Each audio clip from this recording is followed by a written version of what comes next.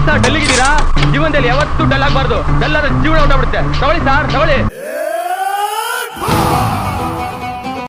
ನಮ್ಮ ಡ್ರೀಮ್ ಕರ್ನಾಟಕ ಚಾನಲ್ಗೆ ಮರಳಿ ಸ್ವಾಗತ, ಸುಸ್ವಾಗತ. ನಮ್ಮ ಚಾನಲ್ಗೆ ಹೊಸಬರಾಗಿರೋ ದಯವಿಟ್ಟು ಸಬ್ಸ್ಕ್ರೈಬ್ ಮಾಡ್ಕೊಳ್ಳಿ, ಹಾಗೆ ಬೆಲ್ಲ ಕ್ಲಿಕ್ ಮಾಡಿ. ಇವತ್ತಿನ ಟಾಪಿಕ್ ಏನಪ್ಪ ಅಂದರೆ IPL ಗ್ಯಾಮ್ಲಿಂಗ್ ಮತ್ತು ಬೆಟ್ಟಿಂಗ್ ಪ್ರಮೋಷನು. ಇದನ್ನೆಲ್ಲ ಗಮನಿಸಿ ನಮ್ಮ ಕಿತ್ತಾಡಿ ಕಿರಣ್ ಅವರು ಸೈಬರ್ ಕ್ರೈಮ್ ಪೊಲೀಸ್ಗೆ ಒಂದು ಕಂಪ್ಲೇಂಟ್ ಕೊಟ್ಟಿದ್ದರು. ಯಾವ ಥರ ಗ್ಯಾಮ್ಲಿಂಗ್ ಮಾಡ್ತಾ ಇದ್ದಾರೆ, ಯಾವ ಥರ ಪ್ರಮೋಷನ್ ನಡೀತಾ ಇದೆ, ನಮ್ಮ ಸೋಷಿಯಲ್ ಇಂಪ್ಲೇಟ್ಸ್ಗಳನ್ನ ಇಟ್ಕೊಂಡು ಮಾಡಿಸ್ತಾ ಇದ್ದಾರೆ ಅನ್ನೋದನ್ನು ಒಂದು ಡೀಟೇಲಾಗಿ ಕೊಟ್ಟಿದ್ದರು. ಅದನ್ನು ನೋಡಿ ನಮ್ಮ ಸೈಬರ್ ಕ್ರೈಮ್ ಪೊಲೀಸ್ನವರು ಕೇಸ್ ದಾಖಲು ಮಾಡಿಕೊಂಡು ಎಲ್ಲರೂ ಕರೆಸಿ ವಾರ್ನ್ ಮಾಡಿ ಕಳಿಸಿದ್ದಾರೆ ಅಂತ ಹೇಳ್ಬೋದು. ದಯವಿಟ್ಟು ಯಾರು ಕೂಡ ಅಷ್ಟೇ ಈ ಥರ IPL ಬೆಟ್ಟಿಂಗ್ ಇರ್ಬೋದು, ಇದರ ಗ್ಯಾಮ್ಲಿಂಗ್ ಪ್ರಮೋಷನ್ಗಳು ಮಾಡೋಕೆ ಹೋಗ್ಬಿಡಿ. ಪ್ರಮೋಷನ್ ಬೇರೆ ಇದೆ, ಮಾಡಿ, ತುಂಬ ಆಪ್ಷನ್ಗಳಿದೆ, ಅದನ್ನ ಯಾರು ಮಾಡಬೇಡಿ. ನಾವು ಹೇಳ್ತಾ ಇಲ್ಲ. ಇಂಥದ್ದು ಯಾಕೆ ಹೇಳ್ತಾ ಇದ್ದೀನಿ ಅಂದರೆ, ಈ IPL 2 ಮಂತ್ಸ್ ಇದೆಯಲ್ಲ, ಈ 2 ಮಂತ್ಸಲ್ಲಿ ಎಷ್ಟೋ ಜನ ಕೆಲಸಗಳು ಕಳ್ಕೊಂಡು ಸಾಲಗಳು ತುಂಬ ಜಾಸ್ತಿ ಮಾಡ್ಕೊಬಿಟ್ಟು ಊರು ಬಿಟ್ಟು ಹೋಗುವಂಥ ಪರಿಸ್ಥಿತಿಗಳು ಮತ್ತು ಸೂಸೈಡ್ಗಳು ತುಂಬ ಮಾಡ್ಕೋತಾ ಇದ್ದಾರೆ. ದಿನನಿತ್ಯ ಪೊಲೀಸರಿಗೆ ಅದೇ ಕೇಸ್ಗಳು ಬರ್ತಾ ಇರೋದು. ಸೂಸೈಡ್ ಮಾಡ್ಕೋತಾ ಇದ್ದಾರೆ, ಕಾಣೆಯಾಗಿದ್ದಾರೆ, ಮತ್ತು ಈ ಥರ. ದಯವಿಟ್ಟು ಯಾರೇ ಆದರೂ ಅಷ್ಟೇ ಇಂಥ ಪ್ರಮೋಷನ್ಗಳನ್ನ ಮಾಡೋಕ್ಕೆ ಹೋಗ್ಬೇಡಿ. ನಿಮ್ಮನ್ನೆಲ್ಲವರು ಬೆಳೆಸಿರ್ತಾರೆ, ನಿಮ್ಗೆ ಸಪೋರ್ಟ್ ಮಾಡಿರ್ತಾರೆ.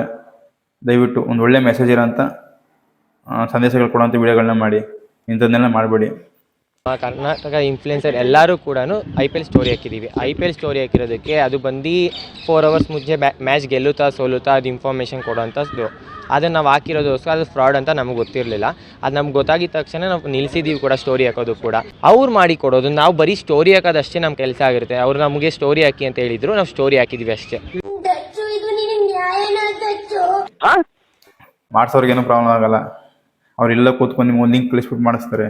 ಆದರೆ ನೀವು ಫೇಸ್ ಮಾಡಬೇಕಾಗುತ್ತೆ. ನೀವು ಕಣ್ಣೆದ್ರಿಗಿರ್ತಾರೆ, ನೀವು ನೋಡೋರ್ಗು ನೀವು ಆನ್ಸರ್ ಕೊಡಬೇಕಾಗತ್ತೆ, ಸಮಾಜಕ್ಕೆ ಕೂಡ ಆನ್ಸರ್ ಕೊಡಬೇಕಾಗುತ್ತೆ.